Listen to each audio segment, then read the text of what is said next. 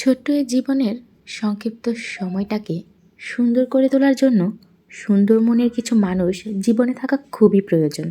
আসসালামু আলাইকুম এভরিওয়ান, আশা করি সবাই ভালো আছেন।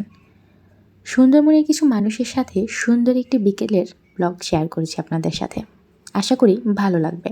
বলতে গেলে আমি ভীষণ লাকি, যার জীবনের সবগুলো শিক্ষকই ছিল ভীষণ ভালো মনের মানুষ।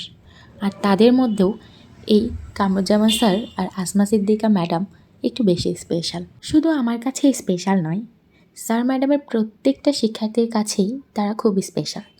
তাই আমরাও সময় পেলে তাদের সাথে সুন্দর কিছু মুহূর্ত কাটানোর আবদার করে বসি। আর স্যার ম্যাডামও চেষ্টা করেন তাদের ব্যস্ততম সময় থেকে কিছু সময় বের করে আমাদেরকে আনন্দ দেওয়ার, আমাদের সাথে কাটানোর। তো সেদিন বিকেলটাও ছিল এরকম। স্যার ম্যাডাম, আমরা কয়েকজন বন্ধুবান্ধব, সিনিয়র জুনিয়র ভাই বোনরা মিলে এসপি পার্কে বেড়াতে গিয়েছিলাম সুন্দর একটা সময় কাটানোর আশায়। সুমন ভাইয়া আবার তার মেয়ে হওয়ার খুশিতে আমাদের সবার জন্য স্পেশাল লাড্ডু নিয়ে এসেছিল। সবাই আমরা আড্ডার ফাঁকে বসে বেশ মজা করে লাড্ডু খেলাম। আর আমাদের এই সুন্দর সময়টাকে আরও বেশি আনন্দ ঘন করে দিয়েছিল রাবিয়ার মেয়ে আর লিমু আপুর ছেলে।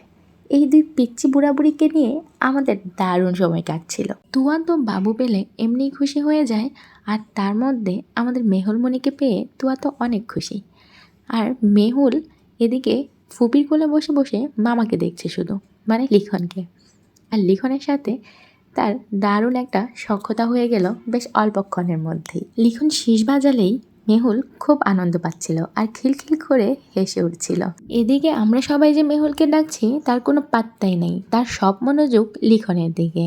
আর ওদিকে ভাইয়া মানে মেহুলের বাবা ব্যস্ত ওর ফোন থেকে পেন ড্রাইভে আমার গায়ে হলুদের ছবিগুলো দিতে। আর স্যার এদিকে চলে এসেছে মেহুলকে নিতে। আর মেহুলও স্যারের কোলে গিয়ে স্যারকে মনোযোগ দিয়ে আগে দেখলো। স্যারকে দেখে মুখ ঘুরিয়েই সে আরেকটা বাবু দেখতে পেল। হ্যাঁ, লিমু আপুর বাবু শাহরান। এবার স্যার শাহরানকেও কোলে নিলেন। শাহরান আর মেহুল দুজনকে দুই কোলে নিয়ে স্যার আমাদের সবাইকে বললেন, নাও নাও ছবি তুলো, নাতি নাতিদের সাথে একটা সুন্দর মোমেন্টের স্মৃতি থেকে যাক। আর আমরাও চারপাশে সবাই ক্যামেরা নিয়ে হাজির এই সুন্দর মুহূর্তটার ছবি তুলে রাখার জন্য। আসলে ছবিগুলোই আমাদের স্মৃতি হয়ে জমা থাকে অ্যালবামে, যে অ্যালবামের পাতা কোনো এক একলা অবসরে আমাদের সঙ্গী হয়ে যায় চমৎকারভাবে। এদিকে মোস্তাফিজুর ভাইয়া আর তানিয়া বাইক রেস করছে, আর বিপ্লবও কিন্তু সাইকেল নিয়ে পিছিয়ে নেই। স্যারের পর তুয়াও মেহুল আর শাহরানকে কোলে নিয়ে একটু ছবি তোলা ট্রাই করছিল, কিন্তু মেহুলের ভয়ে শাহরান খুব কান্নাকাটি করছিল, কারণ মেহুল তাকে বারবার ধরতে যাচ্ছিল। যাই হোক, শেষে তুয়া সামলাতে না পেরে মেহুলকে ম্যামের কোলে দিয়ে দিল। আর ম্যামের কোলে বসে বসে সে ম্যামের সাথে জমিয়ে পাঁপড় খাচ্ছে, আর মেহুলের মা এদিকে পাঁপড় ডিস্ট্রিবিউশন করছে। আর এই পাঁপড় ট্রিটটা আমাদেরকে দিয়েছিল মোস্তাফিজুর ভাইয়া।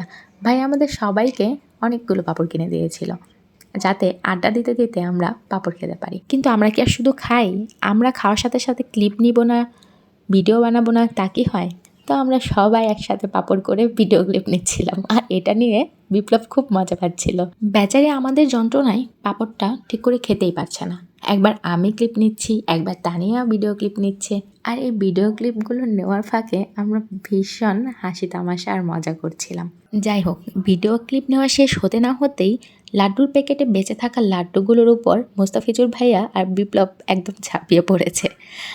খাওয়া দাওয়া শেষে একটু গল্প আড্ডার পরে আমরা সবাই চলে যাচ্ছি যার যার গন্তব্যে। এই সময়টা খুব খারাপ লাগে, কারণ এই মানুষগুলোর সাথে যতক্ষণ থাকি ততক্ষণ লাইফে মনে হয় কোনোই প্যারা থাকে না, পুরাই চিলমুড়ে থাকি, মানে আনন্দ আর আনন্দ। কিন্তু যখন আবার সবাই আলাদা আলাদা যার যার গন্তব্যের দিকে চলে যাই তখন খুব মন খারাপ লাগে, কিন্তু বিদায় তো নিতেই হবে।